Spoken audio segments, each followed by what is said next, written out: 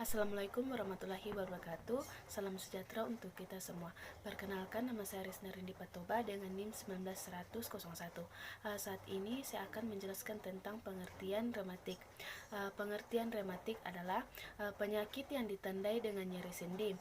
Penyakit ini merupakan penyakit autoimun ketika sistem imun pada tubuh seseorang menyerang sel-sel tubuhnya sendiri. Dalam hal ini, area persendian adalah area yang diserang oleh sistem imun pengidap reumatik. Rematik seringkali ditemukan dalam penyakit radang sendi. Rematik lebih dikenal sebagai penyakit yang menyerang sistem otot dan tulang. Padahal, rematik juga dapat menyebabkan kerusakan pada organ lain seperti jantung, paru-paru, sistem saraf, ginjal, kulit, dan mata. Jika tidak segera ditangani, rematik bisa menyebabkan berbagai masalah. Salah satunya adalah rasa tidak nyaman akibat nyeri otot yang dapat mengganggu aktivitas kesehari-harian. Yang kedua yaitu riwayat alamiah penyakit.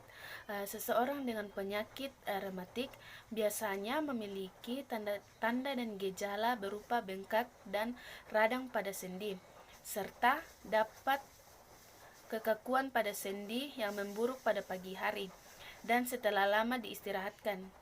Selain gejala pada sendi, biasanya pengidap rematik juga memiliki kondisi tubuh yang tidak prima, sering kelelahan, lesu dan lemas, sering mengalami demam yang tidak dapat dijelaskan penyebabnya, dan mengalami penurunan berat badan. Pada perjalanan awal, penyakit rematik biasanya diserang oleh sendi-sendi kecil, seperti pada jari-jari tangan dan kaki. Penyakit ini berkembang seiring berjalannya waktu. Hal ini menimbulkan pengaruh terhadap sendi-sendi yang lebih besar seperti pergelangan tangan, pergelangan kaki, pergelangan bahu, siku, dan pinggul. Kurang lebih 40% pengidap rematik memiliki tanda dan gejala yang tidak menimpa persendian, melainkan struktur lain seperti kulit, mata, paru-paru, jantung, ginjal, sel saraf, sumsum tulang, dan pembuluh darah.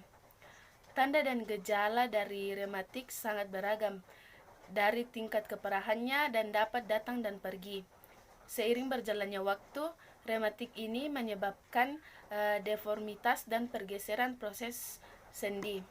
Ketiga yaitu klasifikasi penyakit rematik. Klasifikasi penyakit rematik terbagi menjadi 8.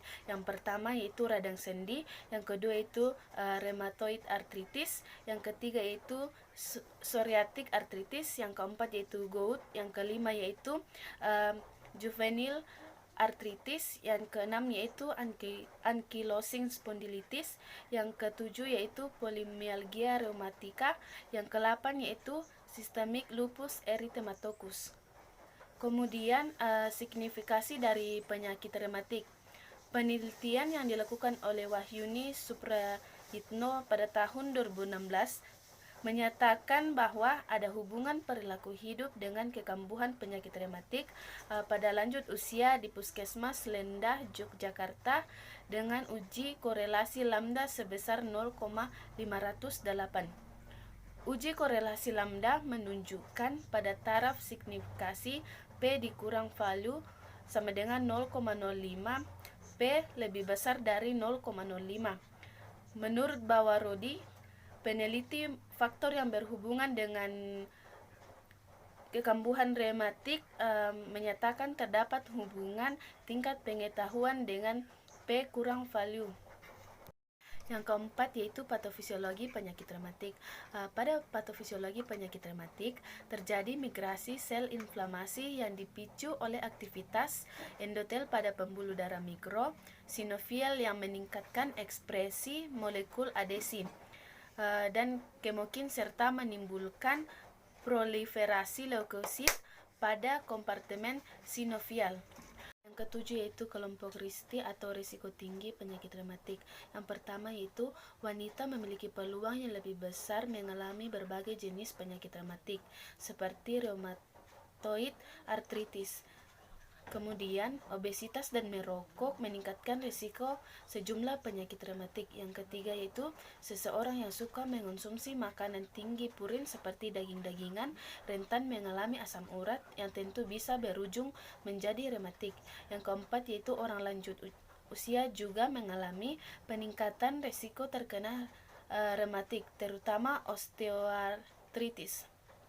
Yang kedelapan yaitu distribusi geografi penyakit rematik. Dalam ilmu penyakit dalam Harrison edisi 18, insidensi dan prevalensi rematik bervariasi berdasarkan lokasi geografis dan berbagai grup etnik yang berkaitan dengan susunan genetik.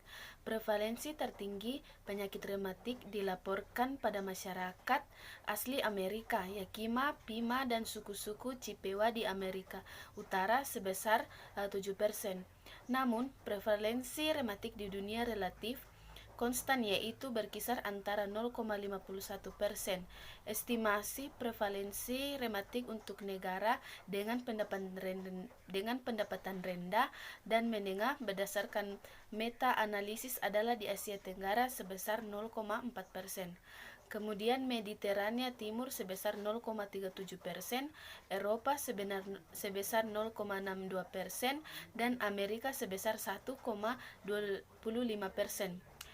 Prevalensi pada laki-laki lebih rendah yaitu 0,16% dibandingkan wanita yaitu 0,75% dan dinyatakan signifikan secara statistik yaitu 2,6 juta laki-laki, 12,21 juta wanita menderita penyakit rematik pada tahun 2000, kemudian meningkat menjadi 3,16 juta laki-laki dan 14,87 juta wanita yang menderita penyakit rematik pada tahun 2010.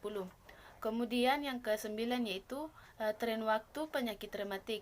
Serangan penyakit rematik dapat berlangsung dari beberapa hari hingga beberapa minggu, dan pola ini diperkirakan akan meningkat seiring waktu. Flare selanjutnya mungkin terasa di sendi yang sama atau di sendi yang lain. Kemudian yang ke-10 yaitu faktor resiko penyakit rematik.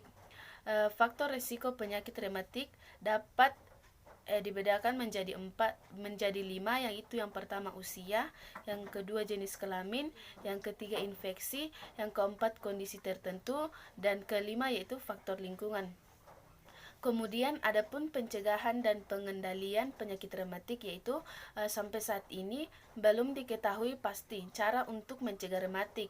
Namun pada beberapa kasus menghindari dan mengurangi faktor risiko dapat mencegah kemunculan penyakit rematik. Penderita rematik juga disarankan untuk menghindari beberapa hal yang berpotensi memperburuk penyakit seperti stres, infeksi, bakteri atau virus, obat-obatan, dan paparan sinar matahari. Demikianlah dari saya.